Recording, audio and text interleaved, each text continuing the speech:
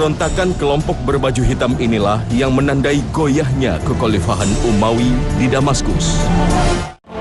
Sejak Walid bin Yazid dinobatkan menjadi khalifah muslimin pada tahun 743 Masehi, kekhalifahan Bani Umayyah di Damaskus benar-benar dihadapkan pada masalah pelik.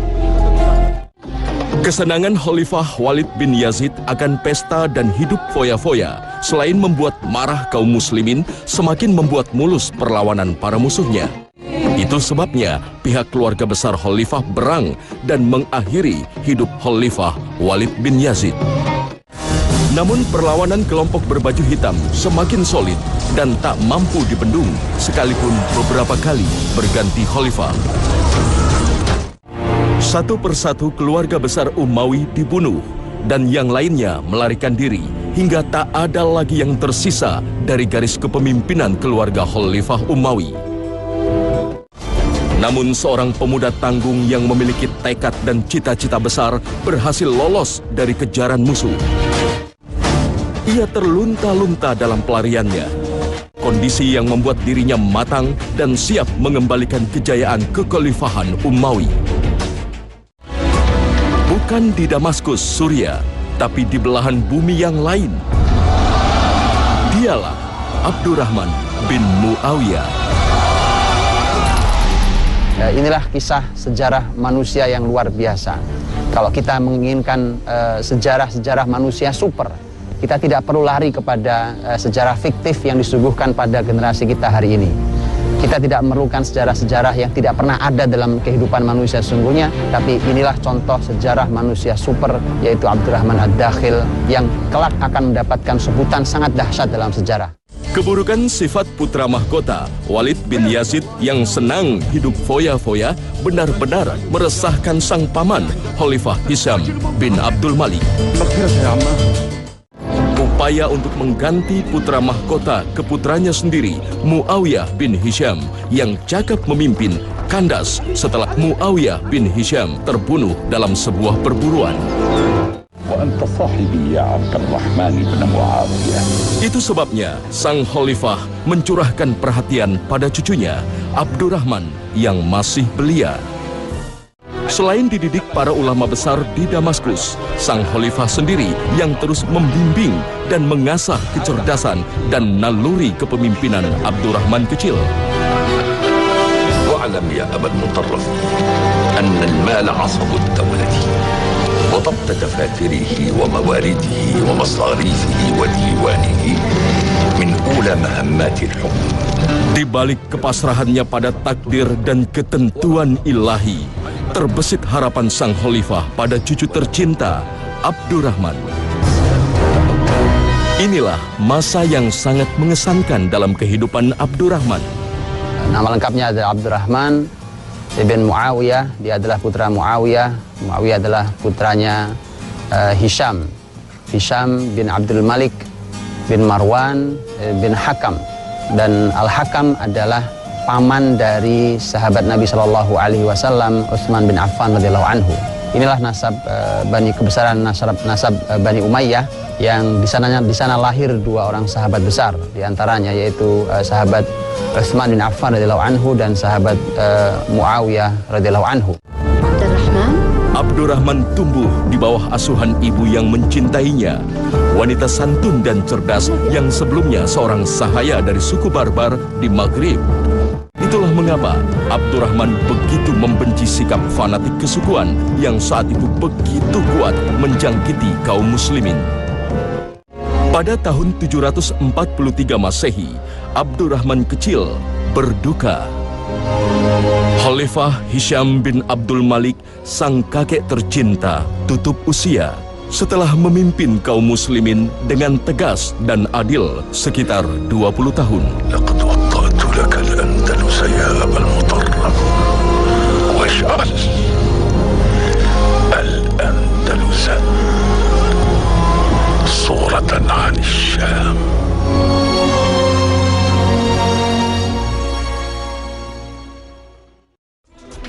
Walid bin Yazid yang selalu mengumbar kesenangan duniawi naik tahta memimpin muslimin. Sifatnya tak berubah. Selain selalu menghabiskan waktu untuk memenuhi hasrat duniawinya, ia berlaku kejam dan zalim. Sikap yang memicu kemarahan kaum muslimin. Inilah yang mengawali keterpurukan kekhalifahan Umawi di Damaskus, Suriah. Maka tak heran, gerakan pemberontakan kelompok berbaju hitam semakin mendapat simpati kaum muslimin. Kelompok yang dipelopori oleh keturunan Abbas bin Abdul Muthalib ini pun akhirnya berhasil merebut wilayah Kufah, Irak, setelah menguasai wilayah Khurasan di Iran. Sejak itu, runtuhlah kekhalifahan Umawi di Damaskus, Suriah pada tahun 750 Masehi. Setelah memimpin kaum muslimin hampir 1 abad dan berhasil menancapkan panji-panji Islam dari Asia hingga Eropa. Allah berikan aturannya di muka bumi ini bahwa siapapun yang melakukan kerusakan, siapapun yang melakukan kezaliman, siapalah itu, mau muslim atau bukan muslim, maka mereka hanya akan menunggu kapan waktu jatuhnya dan hilang. Itulah yang dialami oleh dinasti kebesaran Bani Umayyah di timur, yang pusatnya saat itu ada di Damaskus, Suriah hari ini. Karena ia adalah merupakan kegelapan bagi peradaban manusia sebelum kegelapan di hari akhir nanti. Nabi SAW bersabda, "Al-zulmu zulumatu yaumal qiyamah," bahwa kezaliman adalah kegelapan di hari kiamat. Siapapun yang zalim kepada rakyatnya, siapapun yang akhirnya hanya menikmati untuk kepentingan dirinya dan hanya orang-orang di sekelilingnya, atau orang-orang dari nasabnya sendiri, kemudian tidak memedulikan orang lain yang sebenarnya menjadi amanah dalam kehidupannya, maka kepemimpinan yang seperti itu tinggal menunggu waktunya untuk jatuh saja. Dan ini adalah bisa jadi merupakan sebuah kejatuhan yang tidak pernah bangkit selama-lamanya. Kondisi yang demikian ini tidak mengherankan Abdurrahman yang sudah mulai dewasa. بدر أعد لنا الركائب للسفر. إلى أين؟ دمشق. يجب أن نصل إلى أخوتنا هناك قبل فوات الأوان. Seluruh keluarga besar Bani Umayyah dikejar dan dibunuh.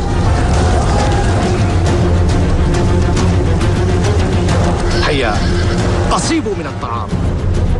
Gerakan Bani Abbas yang mengenakan baju hitam terus memburu dan tak ingin menyisakan keturunan Umawi. اقتلوهم. Mata rantai kepemimpinan Khalifah Umayyah diputus sehingga tak lagi mampu bangkit memimpin muslimin. Dinasti Bani Abbasiyah terlalu takut sehingga melakukan sebuah tindakan yang tentu salah di dalam syariat Islam. Karena yang terjadi adalah mereka menumpahkan darah sesama muslim, karena dinasti Bani Umayyah juga muslim.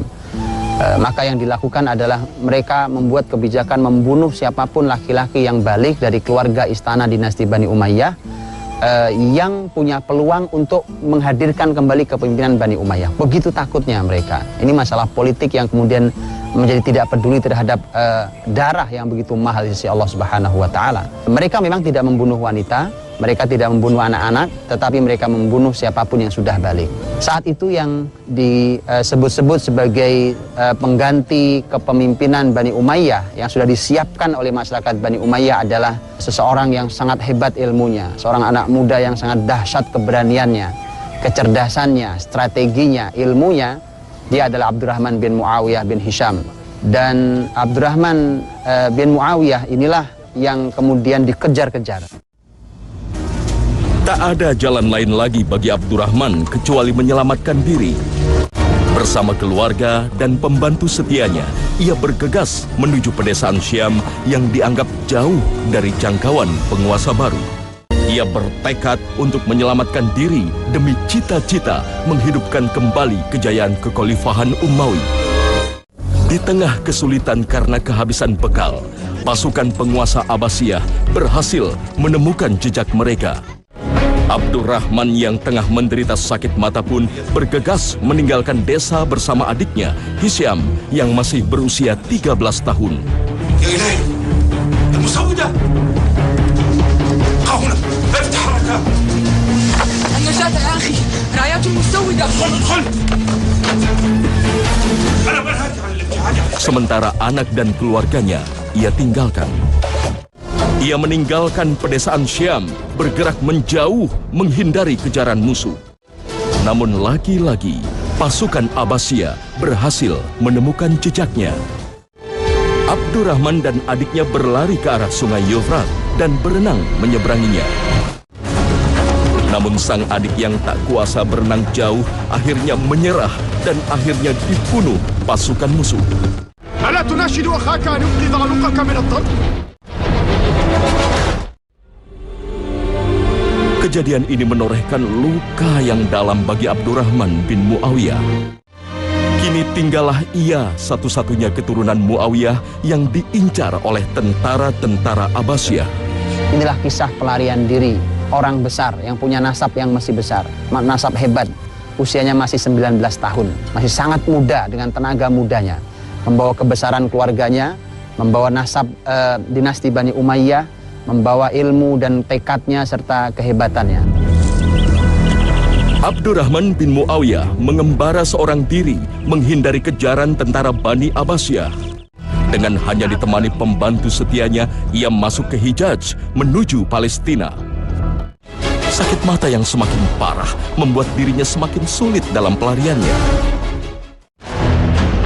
Beruntung, ia mendapatkan perawatan dari seorang ahli medis di Palestina. Itu sebabnya kelak Abdurrahman dikenal sebagai kesatria bermata cacat. Di tempat ini, Abdurrahman nyaris tertangkap. Namun berkat pertolongan warga, ia berhasil lolos. Abdurrahman kemudian bergerak ke Mesir melalui padang pasir. Arah laut yang dipenuhi pasukan Abbasiyah dianggap tidak aman. Ganasnya padang pasir ia lalui dengan tekad yang tetap membara. Bahkan aksi para penyamun pun tak pernah menyurutkan cita-cita besarnya. Tiba di Mesir, tak membuat Abdurrahman tenang. Tentara Abbasiyah terus mengejar satu-satunya penerus kepemimpinan Umawi ini. أن يزيد البحث عن قرداء بني أمية وقد أمر وليه. Dari Mesir, Abdurrahman dan pembantunya, Badar, terus bergerak ke barat, melalui Libya menuju kota Hoirwan di Maghrib. Abdurrahman kemudian berlindung ke salah satu suku barbar, keluarga besar ibunya. الأمير عبد الرحمن بن معاوية وأمه راح من أبناء عمومتنا نفذل. Disinilah ia mendapat sambutan hangat. Yang perlu diketahui adalah yang memudahkan pelarian seorang Abdurrahman Ad-Dakhil sendirian adalah karena dia punya nasab dari negeri barbar tersebut. Karena di wilayah tersebut dari mulai Tunisia, Libya, Maroko ada satu suku yang namanya suku Barbar. Dan ibunya Abdurrahman berasal dari suku Barbar. Tapi dia terus berpikir, apa yang harus dilakukan? Sampai kapan harus bersembunyi? Apakah dia selamanya ada di tempat itu, tanpa melakukan apapun, menghabiskan usia tanpa kejelasan nasibnya? Abdurrahman kemudian bergerak hingga tiba di pesisir Maroko.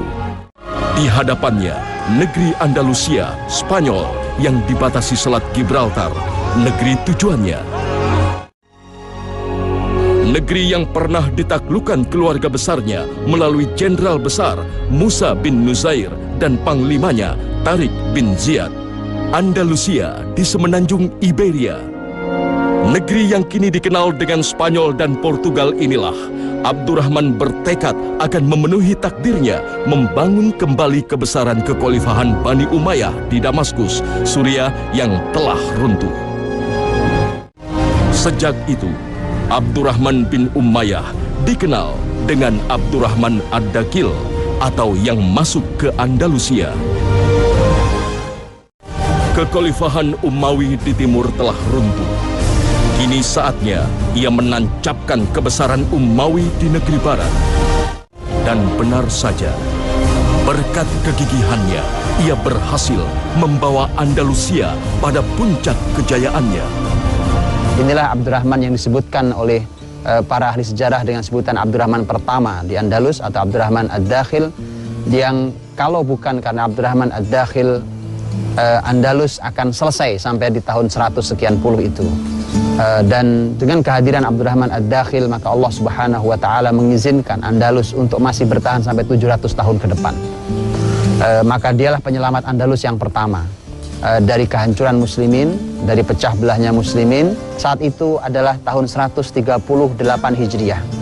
Setelah 6 tahun pelarian panjang seorang Abdurrahman Ad-Dakhil dari perjalanan sendirian dari negeri timur, yang kemudian setelah itu di usianya yang ke-25 tahun. Catat usia ini, usia 25 tahun. Usia masih sangat muda. Dan kemudian dia telah berhasil mengambil kekuasaan di wilayah Andalus.